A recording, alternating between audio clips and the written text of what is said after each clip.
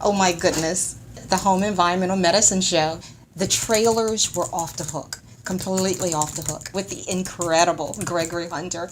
Oh my God. Finally, we get to see how he turns these homes into a medicine tool as he cleans them. I can't wait. It's awesome. What's the difference between intensive cleaning and maid service? Find out on today's episode.